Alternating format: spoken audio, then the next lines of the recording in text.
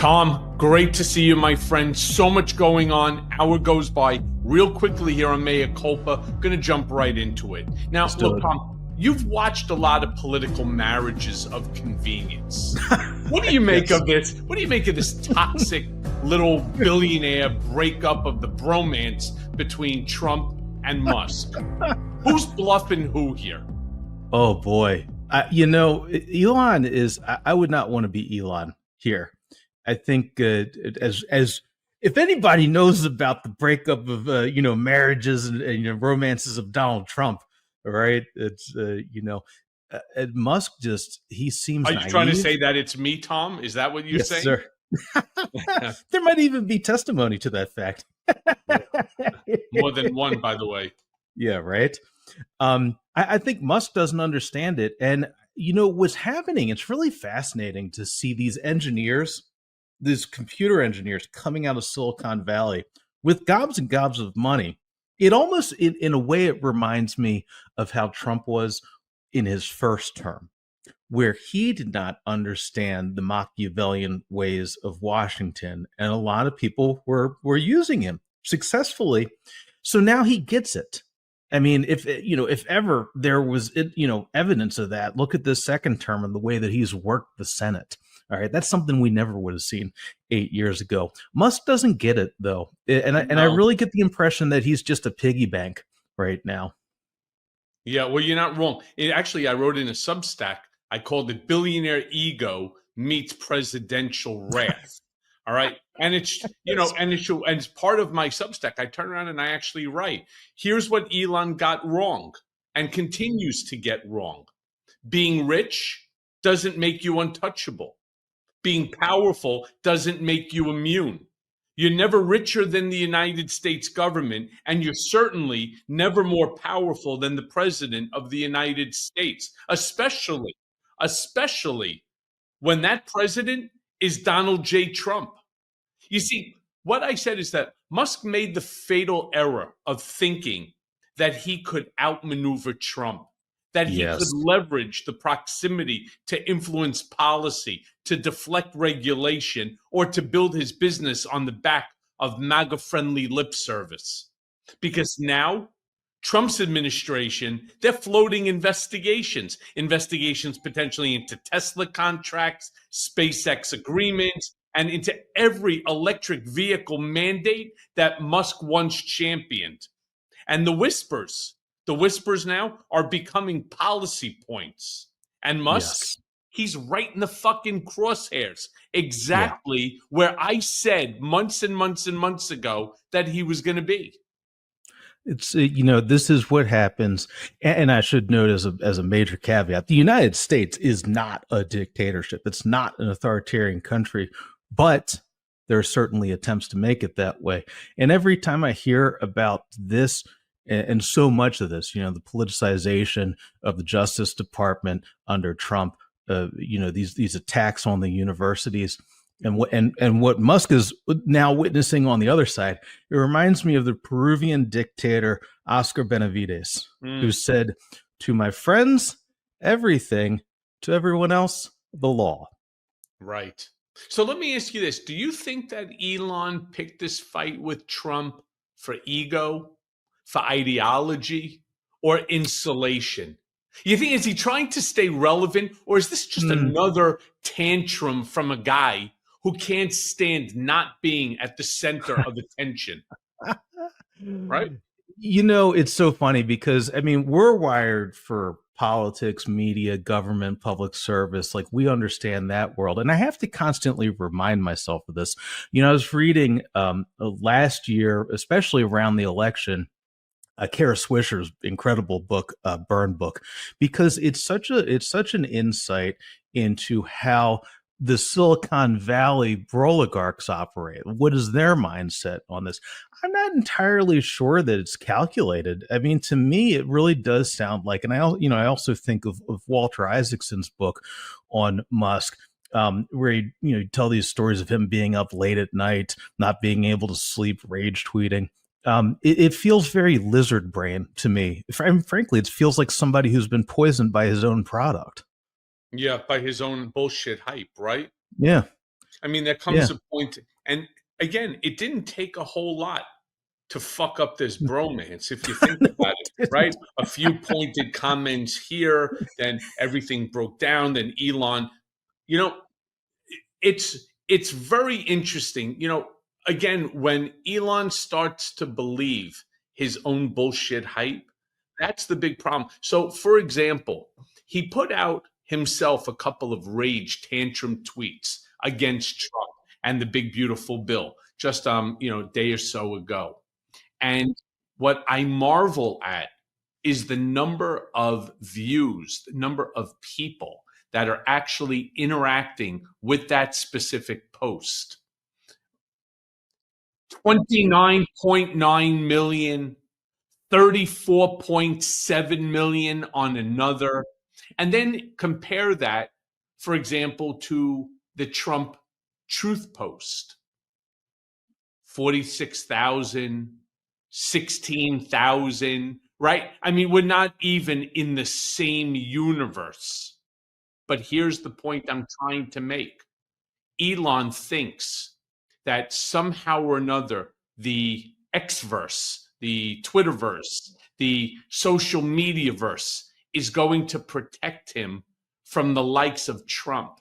And I am somebody who knows very well exactly what is coming down the pike. In fact, I was on not just my own Substack saying it, not just this podcast, Mea Culpa, not just my YouTube channel, not just MSNBC or CNN, or to any journalist that would listen.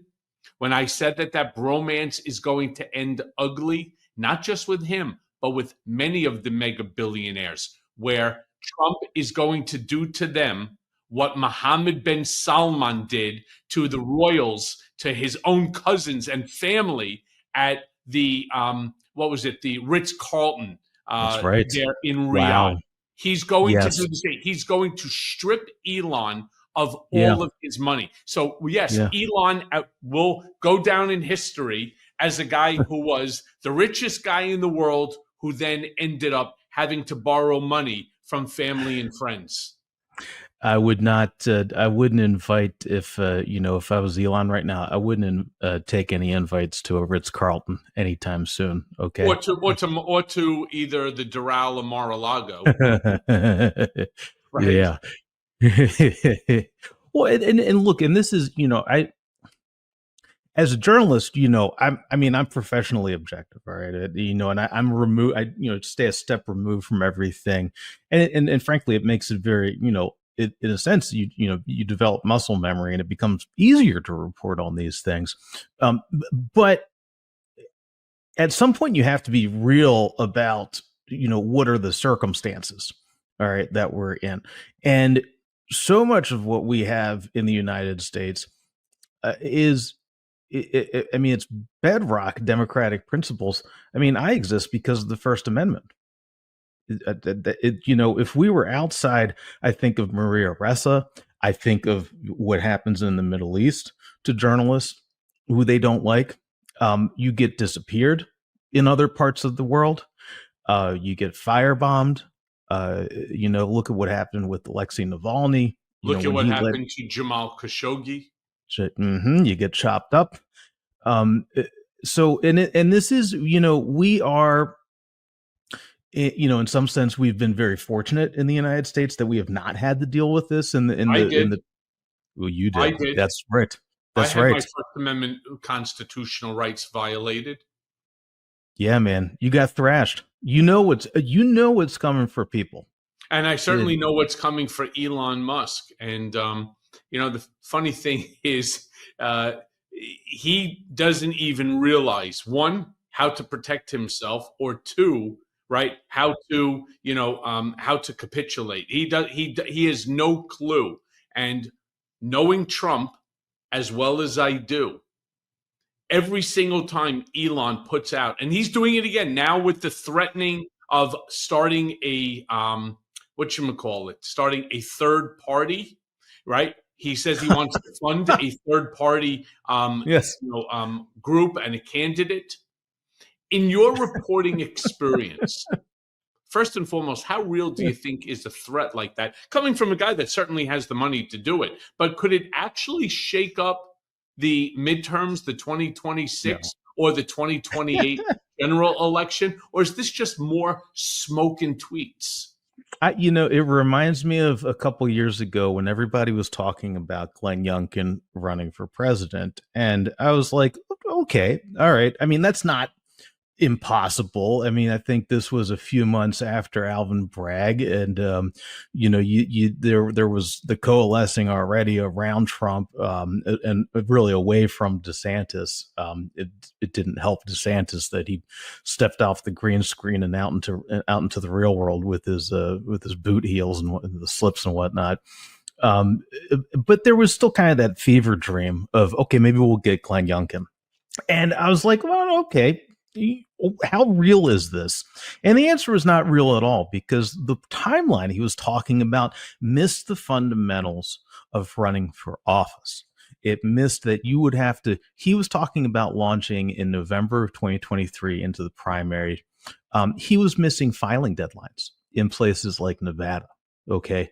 And I don't think, now granted, you can purchase a political operation, and basically what Elon Musk has done is purchased the Phil Cox or RGA, Genera Peck, the old Ron DeSantis kind of plug and play political operation. So you absolutely, if anybody would know about it, they would. But we have to watch to see if they actually start making these moves. Do you start, going to state elections boards? All right. Do you start finding these candidates? All right. It's very early in the midterms, but it's not very early in the recruiting process. No. For the midterms. It's very late. Okay. These deadlines come up very fast. It's not impossible to do. So there's on the one hand, there's a logistical hurdle to this, but then there's the cultural hurdle. You alluded to this a few minutes ago. For the number of people that he thinks he's getting on X, for the amount of engagement he deludes himself into thinking that he's getting out of this, Twitter's not real life. Okay. Well, there's so many bots and so much bullshit that's there. You don't even know how many is real, how many is not. But let's even assume that 10% is real. It's still massive numbers to get 2.9, 3.74 million people responding, most of whom are actually supporters more of Elon than they are of Trump. However, right? And I got to give you both sides of the coin here. Whatever Elon thinks that he controls, when it comes to Donald Trump, you don't control shit. Let me be very clear about that. You do not. All right. Trump has the full power of the United States government, and he uses it. Trust me, I know better than anybody. They use it, and they use it in a way that nobody else would or ever has before, which only benefits one person, and that's him. We're watching that right now taking place on the floor of the Senate. We watched it take place on the House floor. We've watched it take place over and over and over again. We watched it take place during the confirmation hearings. Oh, there's no way that what's his name, Kesh Patel or Christine Nome, right, the puppy killer, or this one is going to end up getting confirmed. Next thing you know. And so-and-so, Pete Hegseth today was confirmed, and so was Christine Nome, and so is this one. When they keep talking about how, Trump is not going to be successful in doing this or doing that, so far he has proven the Democratic Party wrong on every single step. And that even goes back to the election when he ended up winning all 7. Not 1 out of 7, 4 out of 7, 7 out of 7 swing states.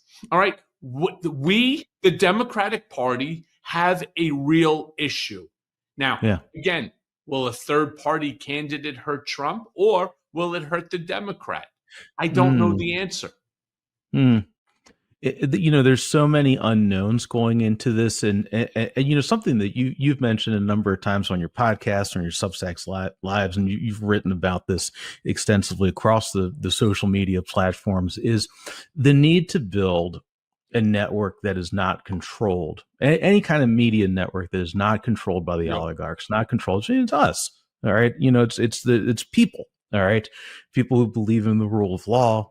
Who believe in the basics of small d democracy and representative democracy. And if you look at, I think about remember how quickly Trump turned on Ted Cruz during the 2016 and during the 2016 primaries. And what did he go after him on? Among other things, he did the birtherism on him. All right. He's like, right. Oh, he's not even American. Right. But father's Canadian. Oh, what do we know about that? All right. Well, when Musk was in his good graces, buying votes for $1 million a pop up in Pennsylvania. Okay. The left was attacking Musk, and some great reporting, I would note, on Musk not being here legally. So what's the difference between Elon Musk and the Iranian woman who's been here for 47 years, who got picked up by ICE? What's the difference between Elon Musk 3 months ago and Elon Musk as of today, when you're already hearing Trump turning around and saying that we're looking into him being an illegal migrant here in this country and having him deported? What is the difference? And we all know what the difference is. It's the way that Donald Trump is thinking about him. But with that, I want to ask you this question, because you know the GOP base pretty well. Is there a chunk of that base that might actually peel off and follow Musk if he puts money behind a new candidate or a new platform? Or do you think that he's just overestimating his political juice? It kind of reminds me of right after 2020 and kind of that weird interregnum between 2021, 22, when people were talking about, Dave Portnoy might run for president, Tucker Carlson might run for president. You saw people who had been, canceled, broadly speaking, like Dave Chappelle, all right, these cultural icons, all right. And you had outreach from these longstanding conservative groups, people starting to talk them up. All right. A lot of the people who now have kind of glommed on around this reconstructed heritage, magnified heritage foundation, which, the Project 25. And I saw, and even Joe Rogan, really, I saw a lot of apprehension from these cultural icons. And I think that that's where Elon Musk sits, because so much of that Elon Musk, and even to a degree RFK Jr. when he was his own candidate, there's a kind of a crossover in that the manosphere, as they say, the anti-vaccine, concerns about lockdowns and whatnot. And Elon really kind of tapped into that, and a lot of it it makes sense that he would have Ron DeSantis's political operation, because so much of that was native to why people like DeSantis over Trump a few years ago. So I mean, he could develop a following. I remember I think it was like December of 22. I was out at a thing here in DC, and I was talking with an old Republican operative, and they had some polling, and this was back when people were still not taking it seriously that Trump would, number one, that he was serious about running. People were still talking about him meeting at Mar-a-Lago with Nick Fuentes and Kanye West. That they had gone out. By the way, the name is Ye. Oh, my bad. I was so blinded. It's fascinating. By the way, he used to get mad at me. I don't know if you know this, but I ran his company. I ran his company for 4 months, and when he first decided to change his name from Kanye to Ye, and sometimes I would just say Kanye. He goes Yay, And it was like literally, I mean, What? he's serious about that name change. But I'm sorry, go ahead. I Well, no, digress. what is? I'm flummoxed by that guy. As somebody who loves like golden era Jay-Z, all Yeah. right, like it's like, what the hell happened to him? Was he always that crazy? No, the answer is yes, and a lot of it had to do with the breakup with him and Kim. Believe it or not, Ah, she, despite whatever you may think of her, and I'm talking not to you right now, I'm talking to my listeners, whatever people may think of her as a person, she was a very, very good wife to him. She kept him properly medicated, which to him was interfering with his creativity. And so he decided to stop. Well, I don't have to tell you, what happens when, you stop taking medication, which is necessary for the condition. And sadly, he gloms on to things, especially things that are really inappropriate, like the anti-Semitism, like the comments that he would make. They're just inappropriate, but he doesn't realize. It. I don't forgive him for the anti-Semitic comments. He could have apologized. He could have actually done things within which and explained away the mistakes. Do you know that rant cost him? People don't realize how rich Kanye West actually was. The richest black man in America. All right. really? Yeah, he was worth over $6 billion. He Wow. lost it all. Balenciaga pulled, Gap pulled, Adidas pulled. These were big fucking contracts. Like any one of them makes you rich. Those three make you super rich, and he lost them all. And you know what? He was like, he would just go off on tangents about slavery and anti-Semitism, despite the fact he would tell me on a daily basis that he was actually Jewish. What? Yeah, What the? he claimed that he was Jewish. So I asked him, on which side of your family. We used to have these whacked out conversations, but I digress, because right now we're talking Oh about shit, man, that's somebody else that's incredible. absolutely off the wall. And again, I'm talking about, Elon. But, while I'm on being off the wall, I mean, Yeah. he suddenly appointed himself savior of free speech, which you brought up, right? Because you're 24 site news. You're only in business because of free speech. But Elon Yeah. Musk appoints himself as the savior of free speech and anti-wokeness. Yeah. Let me ask you this. Where's the line between political conviction and commercial branding here? Jesus. I killed my Twitter back in November. No joke. And the reason why was, it was a professional reason. Was because for the first time in my life, I've been covering politics for about 25 years now. And it was always weird to me at the, covering the first Trump White House, that you would have to go to the president's hotel to purchase the president's $18 hanging bacon, all right, $25 martinis to work sources. All right. And that was a decision I made with an expense account. Actually, I remember I was hanging out there at the bar, and it's a beautiful place too. I would know it's real nice. And there were some MAGA tourists there, and I'm like, how the hell are you guys? I mean, I have an expense account. I'm like, how the fuck are you affording this? They're like, oh, we're paying $500 a night. I was like, let me get your beers, okay? Like, I got corporate money for this. All right.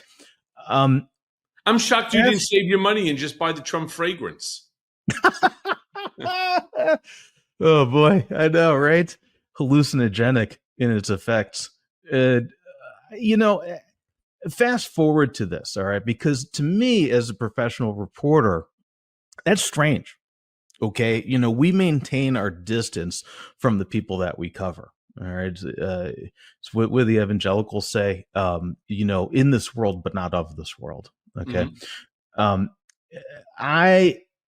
when Elon Musk was firmly ensconced, and he was a part of the Trump operation, more so than Bannon ever was during 2016. All right. They really were like that for a little bit. And also I would note suppressing us. I mean, when he took over Twitter, what was that, 2022, the end of 22? I started noticing my engagement going down. They suppressed our links, and I would note too, it's not just him. I mean, Zuckerberg did the same thing. Okay, Yep. Oh, they do to me too. Yeah, yeah, and and it kind of gets back to, frankly, this is why I started 24 Site News 18 months ago, and why I enjoy Substack, and why I really like being independent, is because at the end of the day, we have to worry about who is controlling whatever network that's sending us out. All right. And they can throttle us at a moment's notice. They can elevate us at a moment's notice. And you have to be, as they say, platform agnostic. All right. You got to be able to move and take your audience with you. And so, I killed my Twitter because professionally, I could not cover a White House where I'm engaging on what at that point became the White House's platform. And you recall at the beginning of the administration, when they were abolishing and attempting to abolish certain agencies, these 19-year-old kids were running around shutting down, crucial, right after the plane crash at Reagan, shutting down critical infrastructure, critical information. The place that you had to go, Twitter. Yeah. You had to go to X. And if it wasn't Twitter, you were going to Truth Social. Yeah, exactly. And you know what? What's Pravda in Pravda Russian? means truth. Yeah. Yeah. Yeah. So I wanted nothing to do with that. Okay. Do you speak Russian? I might need to, I do. Yeah. So you do. I do. You knew when he did that. Yeah. Yeah. Well, let me move forward and then just turn around and ask you this, because I want to go back to this potential of Elon funding this third party. Yeah. Do you think that by doing so, it'll end up peeling off votes from Republicans or Democrats? Republicans. Well, then it's a real problem for them. Yeah. And that's why, by the way, that's why, as I wrote in my Substack, it's why Trump not just will crush him, must. And that's the difference. He must crush him. Yeah. Don't forget, one of the reasons I've always enjoyed talking with you is because, we understand Trump world.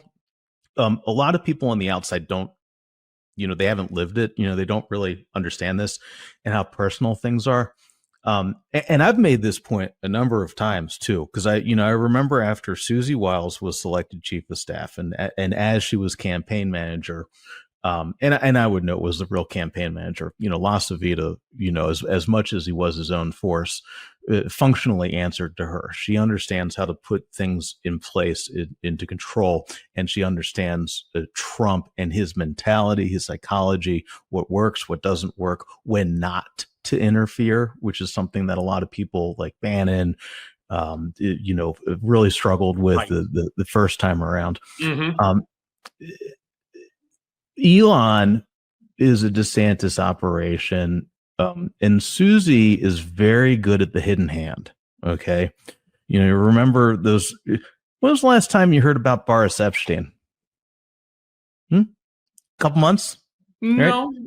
I mean, maybe he hasn't been front and center as he was during, let's just say, my hearings and stuff like that. But he's definitively in the mix. He's still there. I know he's not just still there. He's in the mix, and he's very much at the top of that mix as well. That's the thing with Trump. All right. And again, I know it because I lived it. There are people that have been around for a while. Remember, Boris came into the campaign sometime at the end of 2015, right? Right. So he's been around now for a decade. Yes, sir. And it's not just that he's been around, he's been loyally around. Yes, he has. And by the way, sometimes not even taking on significant roles, carrying a fucking box. But that box wasn't, no, don't get me wrong. That box was important to Trump. Yeah. The box was important to Trump. It's not what's in the box. It's the box itself. If it's important to Trump and he trusts you with the box, it tells you something about what's in the man's head. Yeah. All right. And so, people like Stephen Miller, like Susie Wiles, who was part of the 2016 campaign. She was. You see, one of the things that Boris and Susie and even Stephen Miller, none of them did, is they never said or uttered a single negative word about Trump, literally from 2015 all the way to the loss in 2020, all the way to the win in 2024. They have been there working, doing, being a part of something that may not have gone that way and would have technically ended any potential career for any of them. They played it. I guess if you look at history, they played it the smart way. But, I want to ask you this. How do you think this ends for Elon? Right? I mean, you think that he's going to end up, still at the top of the world? Or do you think he's going to find his ass testifying in front of Congress about something that he did or something he tweeted about at 3:00 in the morning? What do you think? I mean, he might decamp back to Canada or South Africa. You mean via Alcatraz, Alligator Alcatraz? Remember to zig and to zag. Exactly. Serpentine. People don't remember that. It was a great movie called The In-Laws with Peter Falk and who was the other guy that was in the movie? Arthur something or another, right? Remember The In-Laws? Oh, yeah. I've never seen this. Goes, I'll be right back. And he runs right back into the gunfire, and then he starts serpentining like the way Trump was talking about. But go ahead. How do you think this ends up? That's the problem. We're never serious, the two of us, when we start speaking. But how does this end for Elon? He's going to flee the country. I think that's, and again, and okay, why? Or why is that the case? Look to what you said, and this is, I mean, is so crucial to understanding the psychology or why these things operate. Think about the strangest relationship in all of politics, which is Mike Pence and Donald Trump. Continues to be. Pence, as much as he goes out there and stands in opposition to RFK Jr., right, continues to make himself relevant, which is remarkable in this.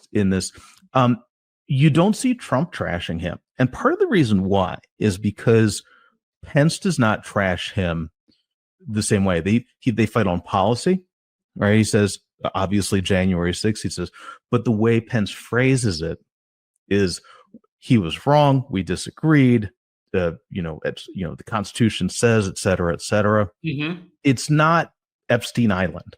It's not secret Epstein files, all right? And I think the other critical fault that Elon has here is he backed down. He deleted the tweets. Well, yeah, I don't mean to push back on you, but he might have deleted that tweet or those tweets, but he's still tweeting like public opinion is going to protect him. He still believes that because he owns a rocket company and a half-broken social media site that he's shielded from political fallout. He is not shielded. He's short. He's short up in the head here, thinking that this is Silicon Valley. It is not, my friend. This is Washington, D.C., and the rules are different there. Something that you know very, very well. You see, one of the things that I wrote about is that influence, especially in this administration, it's transactional. Yeah. Loyalty is enforced. And once you're on the wrong side of the president, once you're on the wrong side of Trump, especially Trump, gloves come off and you're fucked. Yeah. And Elon, who's still out there thinking that he's somehow protected, his money is going to protect him, or his social media influence is going to protect him, he's making a terrible mistake. The thing that the biggest tell for me when it all happened, what was that? God, it feels like a century ago, but was it about a month ago when he left or was pushed out or whatever was, and you know, he starts with it blasting away, and you know, there's a WWE aspect to all of this, right? Which is, okay, maybe you can write it off as like, you know, fighting and screaming online, and that's just the way Republicans are these days, et cetera, et cetera. The big tell to me was when Sergio Gore, the director of personnel, ripped out Jared Isaacman, Elon's deputy, to run NASA. I was like, oh, that's real. Yeah. So, if I was Elon right now, I would not. I wouldn't count on any protection, frankly. I'm just shocked that we haven't heard Trump right on television turning around and doing one of these, like, "What are you going to do, brother, when the double pythons get their hands on you?" Right? That's it. By the way, to those people who don't realize, that's the Hulkster. Oh yeah, brother. Right? I mean, he's going to turn around. He's going to put fucking Musk into a headlock, and now, especially since the WWE isn't really violent enough, right, for Trump, and we have UFC, he's going to put him in a fucking headlock. He's going to hold his head down, and he's going to start kneeing him right in the face. That's what's going to ultimately happen. And when I turn around and I say that the brutality, the cruelty, it's all part of the same. It's all part of the same picture, right? That's the Trump painting. Let's just talk about for a quick second Alligator Alcatraz. Yeah. First and foremost, the name is fucking great. If there's anything that you're going to turn around and say positive about Trump, he comes up with some of the greatest names of all time. I mean, whoever thought? Could you imagine Joe Biden or Barack Obama coming up and saying something like, "We're going to ship them all off to Alligator Alcatraz," right? And so it's like 5,000 miles of nothing but Everglades, and they got pythons. You're lucky if you get killed and if you get bitten by a python. It's easier, right? Here, you're going to get chased by the alligator, so don't run straight. I mean, he's literally making fun of these people. The cruelty is really hard it's hard to even put into perspective, right? You're going to a place that is infested with alligators and wildlife like pythons and so on. My question I got to ask you as a newsman, what the hell is going on down there? And how is this not front page news every single day? I mean, this is sort of like building your next Alcatraz, your next migrant detention center at the top of Mount Vesuvius. That's right. Right? It is his ability. And, for anybody who hasn't done it yet, I mean, after you read your books, Revenge, all right, pick up Michael Cohen's books, all right, to understand Trump. You pick up my biography of Pence to get a pretty decent sense of Trump, but I mean, really, to understand Trump and the psychology and where this all comes from, you got to read Maggie.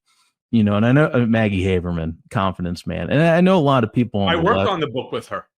Oh, nice. Yes. I mean, dude, I can't even tell you. There was a time I was sitting down and I was reading it. And I was reading it on my Kindle, and and I couldn't get through the first couple chapters because I kept screenshotting.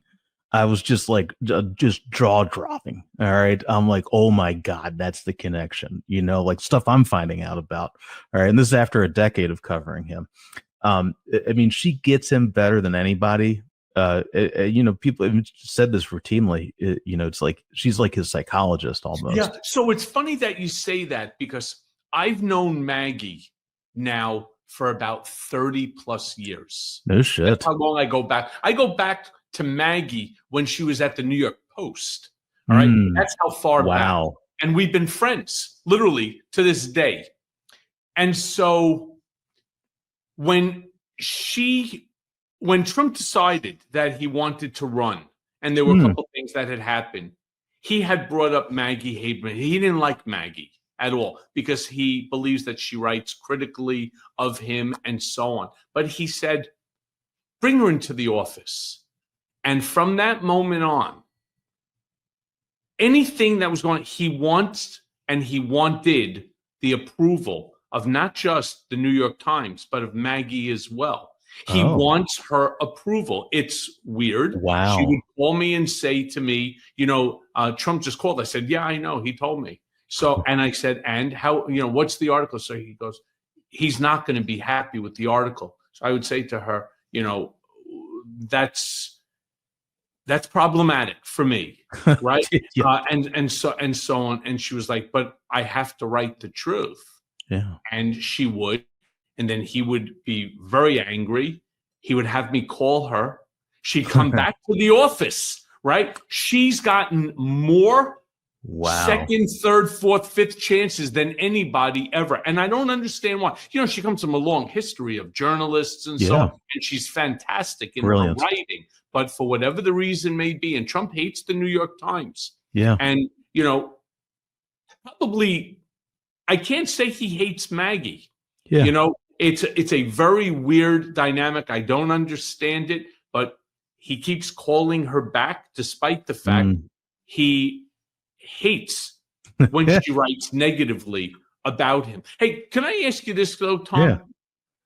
When I was just talking about the cruelty and the brutality of so many of the statements that are coming out of this administration, Tom Homan, Stephen Miller, even Caroline Leavitt, Kristi Noem, Pam Bondi, right? And so many others.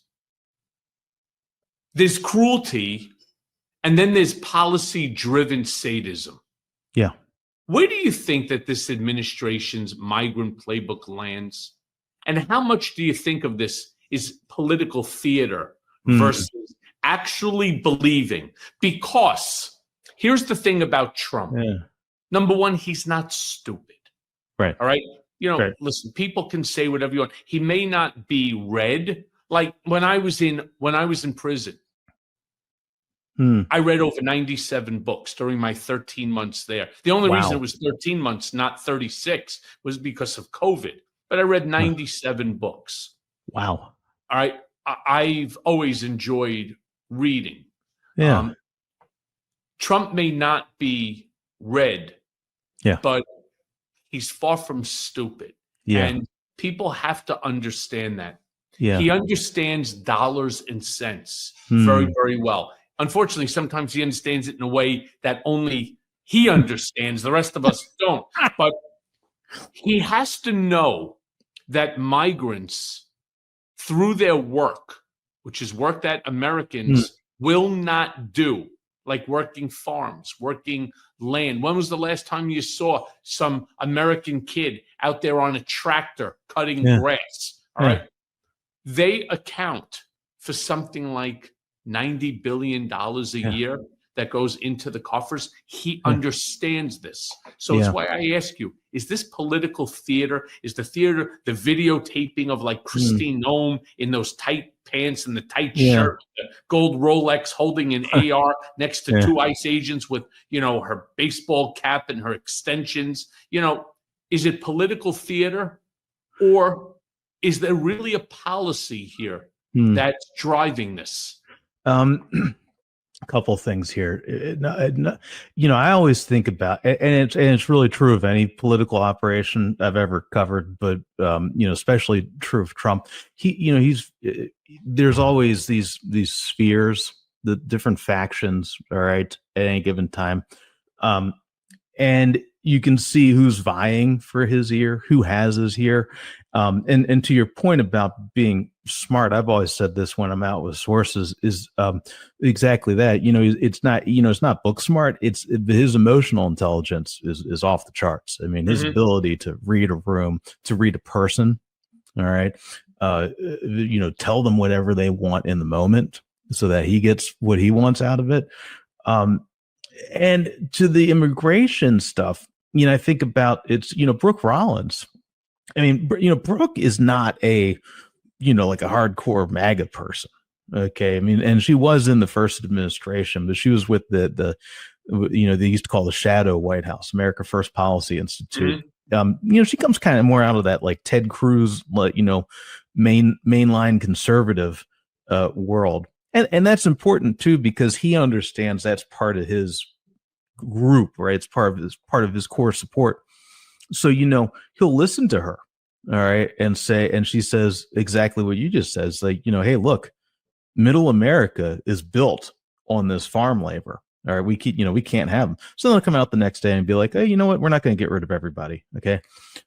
But, and this is really important to understand, the tactics of this, the ICE tactics now, and this chaos that's created, which to me feels more like, I think of this global authoritarian network, neo-authoritarian network that's out there, of Orban, of Bolsonaro in Brazil. It's not Brazil right now, but Bukele, Nayib Bukele, down in El Salvador. These tactics, which can be performative. All right. And when Kristi Noem goes up there, and I mean, look, this is the same person who, when she was in Congress before she became governor, was talking about putting Trump's visage on Mount Rushmore. Okay. So she, better than almost anybody, gets the importance of the performative nature of it. But there is also a real tactical and logistical brutalism of this, of the masking of the agents, smashing in car windows, not presenting warrants. I was talking with Mike Madrid, a co-founder of the Lincoln Project, about this last week, and he brought something still shocking to me. And I would note too, some of these are policies that predated Trump. It's just his decision to use them. Okay, it's his. I was, after the election, I was talking with one of my Trump sources, trying to understand, what's coming down the pike here. And I asked about what would happen with the press. What would happen with us? I mean, very fundamental, day-to-day question. All right, what's going to happen? And, this person was like, he's like, well, don't forget that, it was Bush and Obama were the ones that started in with the leak investigations. And I was like, yeah, that's true. It is, yeah. So he's very good at taking things that already exist. And I think that's very important to understand where the lines are between we have rule of law, okay, versus, and what's performative versus, all right, what's a clear breach of that rule of law? Abolishing agencies, not following court orders, abolishing agencies and independent groups and organizations that are created in statute clearly is a violation of the law.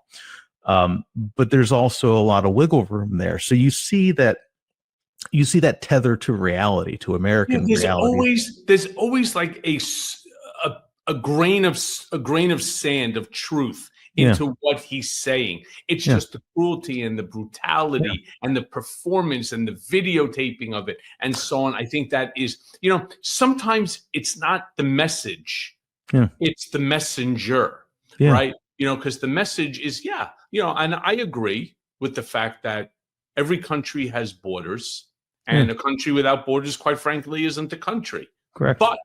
But this massive roundup and the money that's being spent in order to pick up 4 people over at a Home Depot, right? Better off give them a first-class ticket, off to south of France and put them up over at the Cap Ferrat, for the rest of their life. It would still be cheaper, So look, Tom, the hour goes by real quick. I want to ask you really one last question, because you really, in your book, you talk about Mike Pence. I always found Mike Pence, even when I was on the inside, to be a very weird and a very strange guy.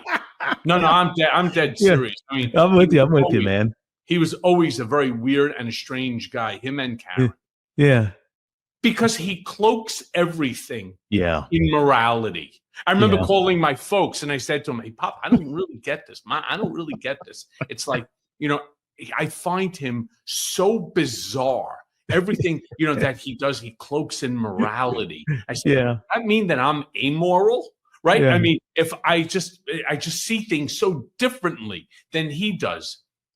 How are these types of people wrapping this kind of migrant cruelty in religious language? Or have they finally stopped pretending? Because I can't stand the way that they use Christianity. They use God, as a means for talking about the removal of these, undocumented migrants. And I've been covering Pence since 2011. So what is that? 14 years now. I mean, this will be the rest of my life. Okay. Musk will be jettisoned to Mars on a Russian rocket or whatever, and I'll still be writing about Mike Pence.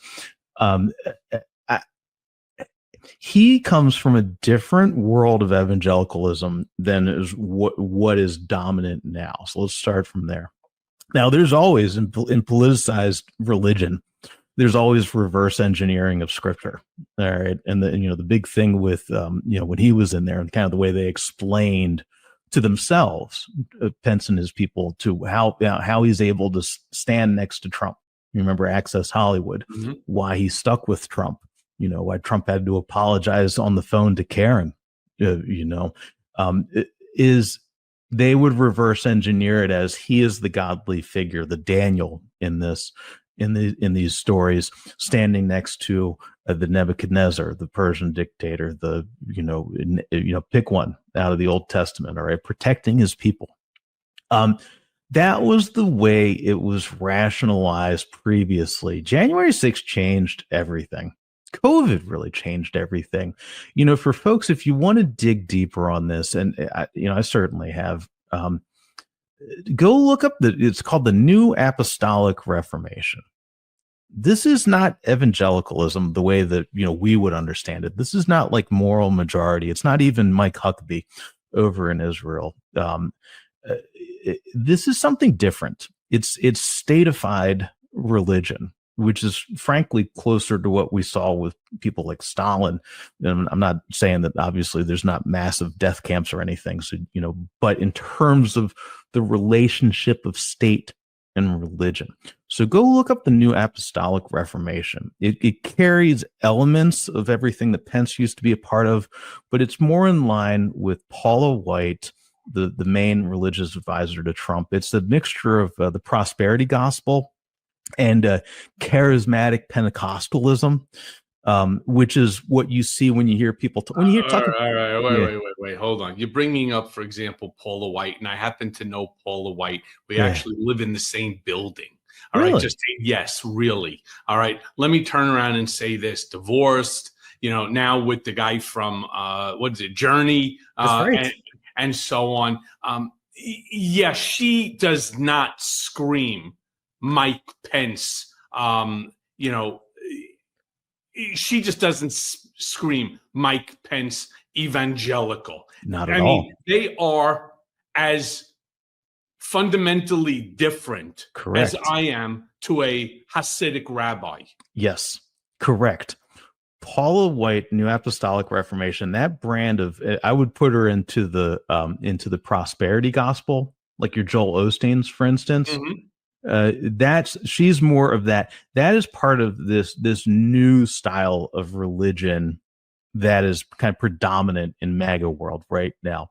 Now it has elements of the holy rollers.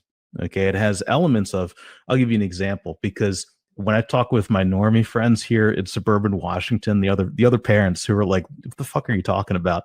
I'd go on be sitting on the side of the playground and I'm like, oh yeah, I was watching Tucker Carlson last night and, he's talking about, tanning his testicles. They're like, what the fuck's wrong with you? And I'm like, it's my job. I was like, I got to, maybe we all have low testosterone. I don't know. All right. Tucker Carlson, a normal person will hear this. And I think this is one of the fundamental lessons of this election that we all have to really digest is we live in these different information silos. We all experience now with our cell phones, with the social media platforms, we all experience a different version of reality. And so what is, right? And this goes back to your point of with Trump being brilliant, right? But not book brilliant. He's brilliant in a different way. There's a reason why people who are smart like this and who are successful and who are at the top of the game right now, why do they do things? So why does Tucker Carlson go out there and say he was visited by a demon? That's not something that Tucker Carlson, creator of the Daily Caller in 2009, would have said. That's something that Tucker Carlson, who's trying to win over the manosphere with the New Apostolic Reformation and the style of Pentecostalism, would say. That's visitations by the Holy Spirit. That is more in line with the Instagrammed, the TikTok to a degree, kind of this style of religion that we're in right now, and which is all a very long way of saying it's not Pence. Pence's old line, think of it this way: Pence is a mega church, okay, and those big box stores, the big box mega churches of the '90s, they're on their way out. Okay, that's not what's dominant anymore. Remember when John Hagee went out and supported Nikki Haley for president? Sure. Right? He used to be dominant. Same thing for Robert Sessions. But do you think the mega churches are on the way out? I mean, I remember. Absolutely. You had Oral Roberts, right? Yeah. I remember as a young kid, on Sunday mornings from Tulsa, Oklahoma, from the Oral Roberts University. That's right. That's still as big as can be. On top of that, you still have guys like Joel Osteen, who's bigger than ever. His mega church is bigger than, I think, University of Michigan's football stadium. In reality and culture, yes. But look at the relationship, the interplay of religion and politics right now. And you're starting to see this again. Go Google, spend some time. There's this great guy. He's a religion professor named Matthew Taylor, who has written about this extensively. And I'll try to remember to tweet him out. Okay, this is very much in style with, and Peter Thiel's talked about this to a degree. Look at the turn of the Silicon Valley elites towards some of this doomsday religiosity. It is a move away from institutions to smaller islands of individual leaders. Okay. Matthew Taylor talks about this quite a bit. This is the new Ascendant style. And it's not evangelicalism. I think of, I'm Catholic, LoBianco, okay? I'm a bad Catholic, I would note too. All right, my kid's a good Catholic, thank God, but she will be confirmed. So communion and confirmed. We're going to do suspenders. All right, so in the afterlife, you won't be hanging out with her. Next. I was very shocked by all that end of the world stuff. I don't understand that. I'm like, oh, that's crazy talk. That's what LaRouche does. I mean, what the fuck? All right. It's so different that if you ask about the end of the world, an evangelical, a Ralph Reed evangelical, a moral majority, one of those types, will tell you a different thing than this New Apostolic Reformation. All right. In their mind, in this New Apostolic Reformation, we're already in the middle of the tribulation. That's the godlessness of transgenderism. All right. That's what they're talking about right now. So that's basically the entire sense of brutality of what's going on and how they're justifying it. Yeah. Wow. Well, Tom, thank you so much, my brother. I truly appreciate you. Thank you, Dave. What an education. All right. Thank you, man. This is great. All right, pal. I'll be seeing you soon. Awesome. See you, man.